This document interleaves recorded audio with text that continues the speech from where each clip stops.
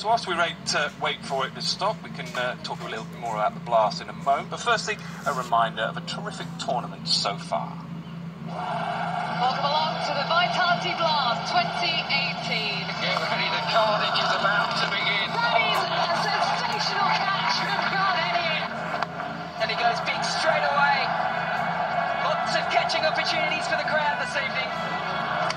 Got him! It's another hat-trick in the blast this year. Explosive bowling from Sussex. Tim Mills with a hat-trick. Oh my! Can you clear the pavilion? Aaron Finch is trying to find out.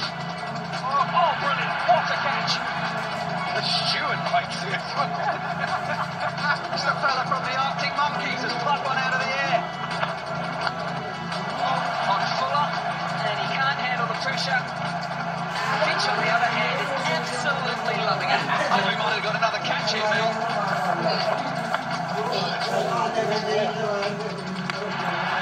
Oh, him all over the place. No, it was a matter of time in all truth. That's a lovely shot. Bell at his very, very best. That is a lovely shot. Ian Bell on the charge.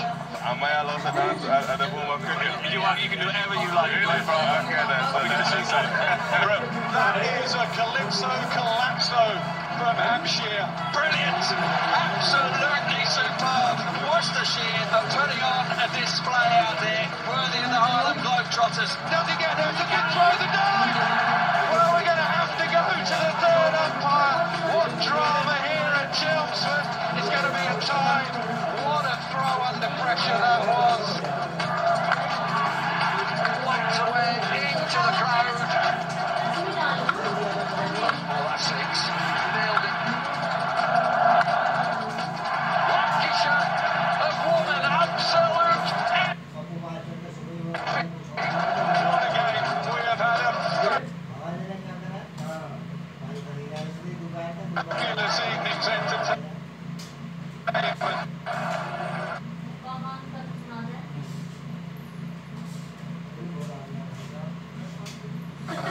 Yep, Nas, we've had some fabulous cricket, some fabulous entertainment as well.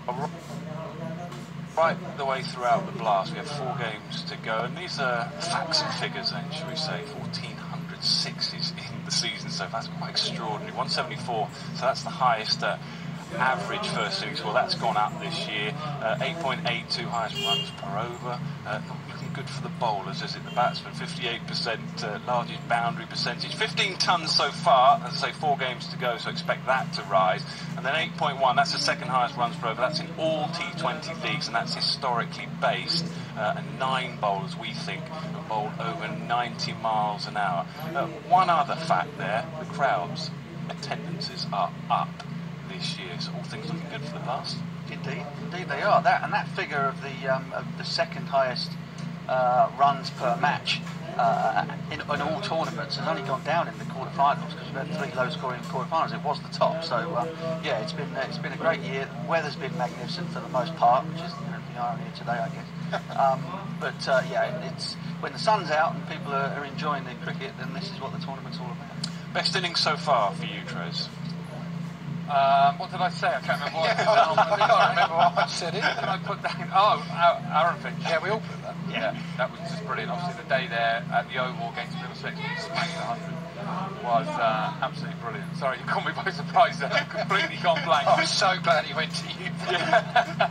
But it was just nothing like preparation. No, just a barrage of hitting. It was a lovely day. Obviously, it was a nice warm day, and you get a big crowd at the London Derby. And just the entertainment it brought around was brilliant.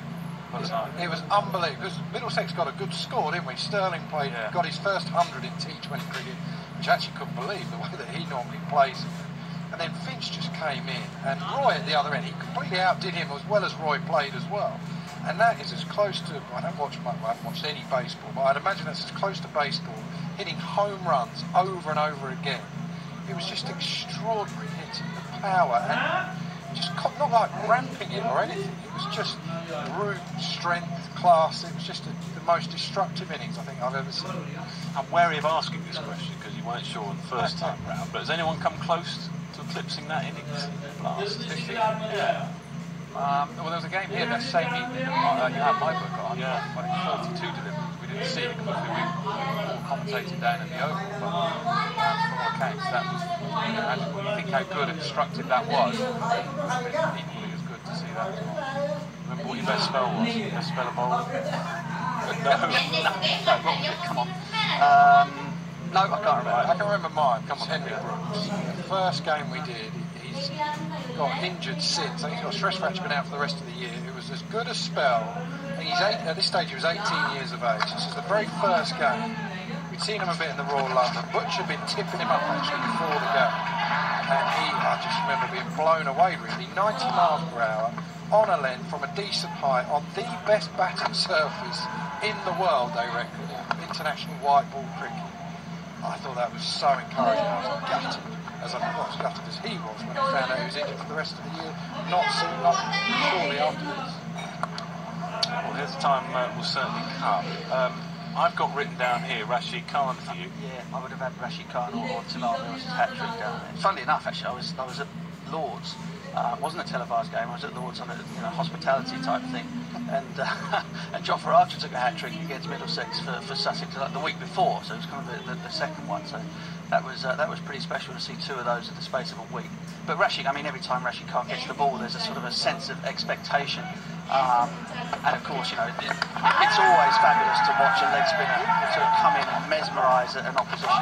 And it's even better to do it when it's a low-scoring game, and all of a sudden you feel that every single delivery has something riding on it.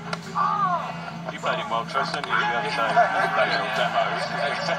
I'm really glad you keep bringing that up, but he was tricky. The pace, I couldn't really judge what was going on. It was obviously a dry old pitch, but it was just so different. You get normal leg spinners bowling a certain way, but that was completely different, something I've not really faced before, so quite unique. Is he there on fire? No, he's not. And when you look at Sussex's win the other night up at Durham, they've done their last two wins without him. So it wasn't just the last game.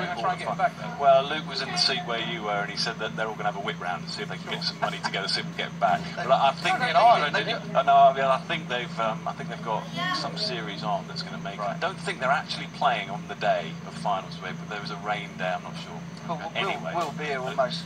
Absolutely. Almost tipped Laurie Evans for the man of the match award the other night, and stepped into his shoes with no problem whatsoever. Took big wickets, got rid of Ben Stokes, got rid of Paul Collingwood, and he's more than adequate replacement. We're all batsmen in here. None of us, I suspect, would like to face Timar Mills at the moment. No, he's had a relatively slow blast campaign. He's often struggling with injury, but when he is on side, down the hill at home, hastily bowls, he was around like a speed gun war between him and Archer, where they're trying to outdo each other. They're around 93 miles per hour, and he just knew there was nothing more certain than the fact that he was going to get a hat-trick. It was absolutely odds on. After he got the two wickets, it was 50. He just knew if he got it straight, there was no way they were going to hit him, and it was extraordinary bit of fast bowl. Talking fast bowling, who would you least like to face, James? Of all those 9 bowlers that we think have bowled 90 miles an hour, so there's been Mills, Archer, Jordan, Mark Wood, Overton, who would you least like to face? Come on, I've not faced Archer yet, and he's the one that everyone's on talking about. It just has his such a natural, easy pace, runs up. There doesn't seem to be a great deal of effort that goes into it, but yet the outcome is absolutely spot on. It comes out so quick, and his skills are good as well, especially seeing him with the red ball in numerous games. It looks dangerous. I'd imagine if I was a right-hander that Timar Mills would be the guy that I'm no interested in facing. As a lefty, not quite so bad. I think Lockie Ferguson perhaps, because he's a short guy, again sort of generates a lot of speed from a quick arm, low trajectory. It can hit you on the boot or hit you on the head. I'm not really all that happy about the idea of facing him. Especially not at 46. You say as a right-hander, as a left-hander, I wouldn't want to face Mills because he's coming in here and you can't really free your hands. You feel like you're getting stuck around. That's what we saw with Gale, didn't we? Yeah. 2 years ago, I think it was, or even 3 years ago, where down the hill at home, Gale didn't have an answer for him at all. I think he just got off the plane, Mark, which wasn't ideal. But no, I'd say out of all of that pack, How I judge a cricketer, and I know we're doing blast cricket, I'd say Archer is the best. Because in red ball cricket, I reckon he's got the most skill. But Trez would least like to face somebody else. Your nomination, please, Marcus. Can you remember? Spell of the Bell of the Blast. Yeah, absolutely. It's not. It was no question. It was yesterday, Daryl Mitchell. Absolute genius. You know, for somebody to come on and control the game like he did in that situation. Gloucester got off to a great start and they needed something desperately. Moeen Ali had just bowled one over that end and got pumped. So Daryl came in and tied the game up. 4 overs for 15. You've had your testimony, haven't you, already? No, it's going. Oh, you got one? The event's still coming up this year. I'm just whether he's buttering up the club players to make sure that they come and support him. He's PCA chairman. Oh, is he? Right. Look after each other. Yeah, but I mean, you're right. I mean, that's exactly the sort of thing you see at the weekend, isn't it? You know, driving around this wonderful county of yours. And cricketers like that still have a place in the professional game. Yeah. Well, it's the style of the day, quarter-final, situation Gloucester got on, and then suddenly the main man to turn up and do that. We always look at quick bowlers or leg break bowlers. I wanted something completely different. But you know it's good like that when the whole sort of highlights package is just a forward defence. Absolutely. Wicket's just like boom. I'm surprised none of you have mentioned Matt Parkinson. Yeah, well, I still know you've been impressed. Just sour because of the way he bowled against Kent. I thought he was extraordinary, really. Up the slope to spin it like he did, and I always look, I think we said, it's the drift that you look for. It's Warne at his best, and I'm not comparing him to Warne, but Warne's difference was the drift and the control. How'd you get drift? Oh, he said, I asked him in a flash interview, and he says he just thinks it's the revs on the ball, because there was no breeze. There was nothing to help him to go that way. So that first movement there, that late bit of in drift, that makes you play the line and then it drops and spins. And what I like most about him is the fact that on big occasions I've seen him stand up time and time again. That is what it is about. That is a hard art to bowl. I know that leg spinners have it off at the moment in T20 cricket, but on a big game like that, that is a hard art to bowl, and when it's spinning, that's when we would all turn to every spinner and go, come on in, your day today. I don't know whether we can see the right-handed dismissal quartered slip again. Stoinis, but there is if you watch the release when it comes out of Parkinson's hand, there's a real flick. The wrist really does rip through the ball as he lets it go, right at the last second. He doesn't use, Warney there's a lot of body involved, and of course he had light grip on the ball and managed to impart lots of revs. But with Parkinson, there's a real late flick of the wrist that really rips the ball out and gets a load of revs on it. Just watch here. It probably looks better at full pace, to be fair. But it really does seem to flick out of his hand with an enormous amount of revs on it. That was a massive moment in that game as well, because it was obviously a tough match. Stoinis come in, the overseas player, he could do some real damage. They bring in a slip, Vilas captained it well, whether that was Parkinson or Vilas. And that was an excellent bit of bowling. That was the difference actually in that game almost, because Stoinis gets a 20 or 30. They probably get enough runs and can't win that game, so that was a big wicket. Well, as you can see there, next inspection is due to be 4 o'clock, so umpire's having a chat with what looks like the captains there. The players just beginning to sort of coming out from the dressing room, perhaps have a little look themselves. There's a few more spectators around by the pod as well, so it's just a bit busier here than it was half an hour or so ago. Though I have to say, Trez, looking over my shoulder, it looks very bleak and dark yonder. Is that where it's coming from today? Yonder. Because if it is... Yonder. Who uses yonder? We do in Suffolk. Back to the 30s. No, Suffolk, we use that word a lot. It's often used. So we might have some good news for you. That's the summary. That's where it looks a bit bleak yonder. Over there. So let's hope it's not coming that way. Right, let's move on. Best catch. I think I wasn't actually at the game. It was Jamie Overton. I thought running over his head just shows you fast bowlers nowadays. Remember the days when they used to just bowl it back and stop it with their feet? Well, not anymore. I thought this was an extraordinary catch. You get used to seeing things like this, but that was judged perfectly.